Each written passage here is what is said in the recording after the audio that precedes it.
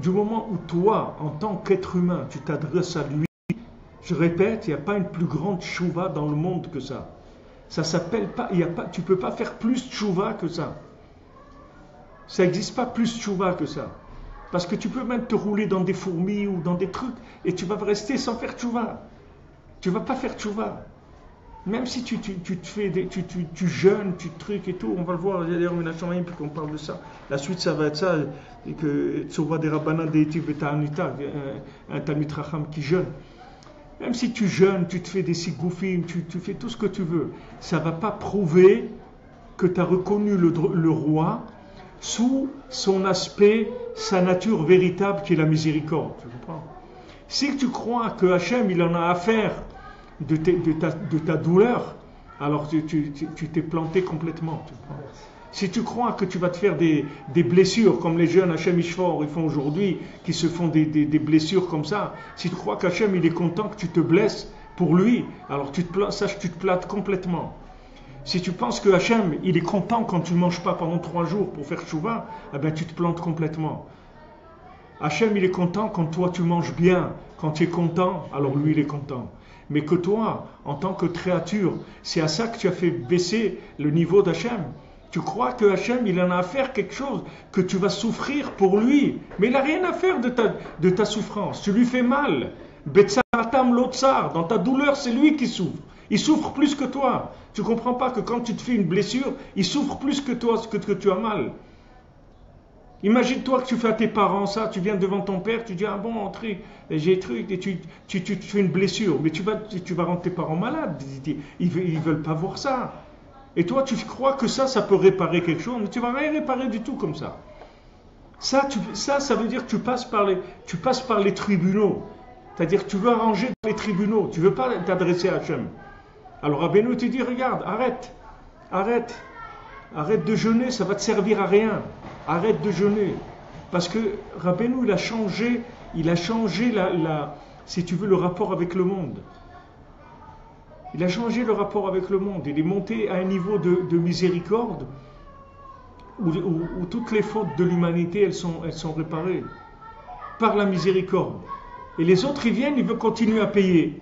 Le gars, il a été gracié par le président. Il dit non, je veux rester en prison. Non, c'est pas honnête. Non, j'ai fait du mal, il faut que je paye et tout. Il dit mais voilà, vous aurez reçu la grâce du roi. Mais voilà, c'est écrit là. Il dit non, mais moi, vous comprenez, je veux rester honnête avec moi-même et trucs. Mais c'est quoi cette attitude-là? C'est une attitude de fou, de gens complètement fous. Il y a de la miséricorde.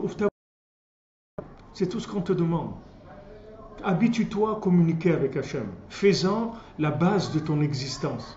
Et tu verras que si tu fais ça, toute ta vie, elle va s'adoucir. Tout va s'adoucir. Parce qu'il n'y a pas une plus grande reconnaissance d'Hachem que de lui parler. Quand on est fâché avec quelqu'un, on ne lui parle pas. On dit non, celui-là, je ne lui parle plus.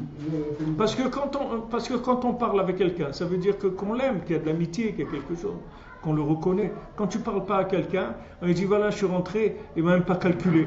Il ne m'a pas calculé. C'est-à-dire, il fait comme si je n'existe pas. Il ne me parle pas. Il a fait comme si je n'existais pas, il ne me parle pas. Maintenant, Hachem, qu'est-ce qu'il a à faire si tu jeûnes toute la journée? Tu veux quoi? Payer ta dette? Il a payé déjà ta dette. Il a payé. Le tzaddik, il a payé la dette du monde. Qu'est-ce que tu veux payer? Faire semblant de payer quoi? Mais viens parler avec Hachem. Tu vas voir que ça va être beaucoup plus difficile que de jeûner. Ça te garantit.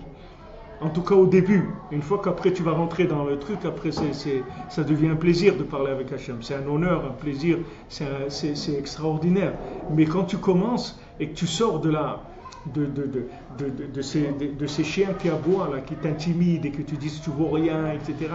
Toi maintenant tu vas essayer de vivre comme un prince alors qu'on te faisait vivre comme un esclave. Tu vas essayer de vivre comme un prince. C'est très difficile au début. Parce que tu as des habitudes, des façons de voir, etc. Au début, c'est très très difficile. Tu préférerais payer et ne pas avoir à parler avec Hachem. Si tu pouvais payer la chose pour faire tchouva, tu dis voilà, ok, je vais jeûner un jour par semaine pendant toute l'année, ça y est, c'est réglé. Et Hachem, il ne veut pas ça aujourd'hui. Aujourd'hui, tu ne peux pas payer.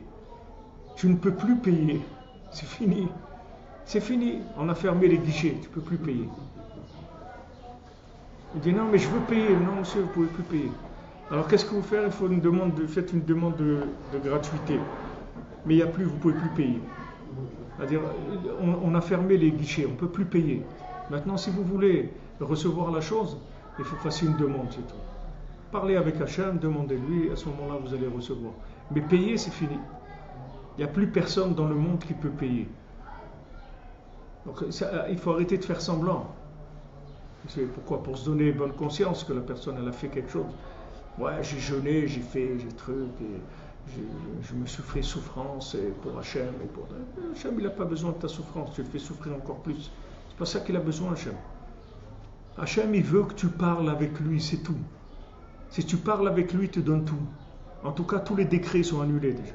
Tu n'as aucune accusation sur toi. Rien. C'est pour ça que Rabbeinu s'engage. Il dit, tu parles avec Hachem, ce jour-là, il est réparé. Il ne te dit pas qu'est-ce que tu as fait, qu'est-ce que tu n'as pas fait. Il te dit, ce jour-là, il a réparé. C'est pour ça que Rabbeinu dit, Idbodedut, Ima'ala Eliona Gdola Minakol. La Idbodedut, c'est un grand niveau. C'est plus que tout. C'est plus que tout.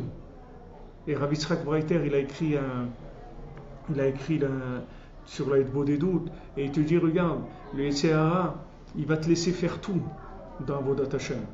Tout, tu vas pouvoir faire des mitzvot, étudier la Torah, faire tes prières, tout. Mais quand tu vas arriver sur ça, sache-le que ça, il va se battre tout ce qu'il peut pour t'empêcher de faire ça. Parce que si tu fais ça, t'es fini. T'as tout réglé. Le reste, si tu fais, peut-être tu vas arriver à payer, peut-être tu vas pas arriver à payer, peut-être tu vas arriver à réparer, peut-être tu vas pas arriver à réparer. Avec les tonnes de Rabbeinu, il te dit, même si une avéra que tu as fait dans ta vie, tu ne peux pas la réparer. Qu'est-ce que tu vas commencer à réparer? Une avéra, Rabbeinu te dit, une avéra que tu as faite dans ta vie, tu ne pourras pas la réparer toute ta vie entière. Alors qu'est-ce que tu es en train de faire le clown? Laisse tomber. Mets-toi à faire ce qu'il y a à faire, c'est tout. Sois bessimcha, tu n'as pas besoin de jeûner, mange. Tous les jours, mange bien, sois content, habille-toi bien, et une maison bien, fais ce qu'il faut, mais seulement parle avec Hachem, c'est tout. Parle, c'est tout ce qu'on te demande. Et ça, c'est la réparation du monde de Adam Arishon, de tout.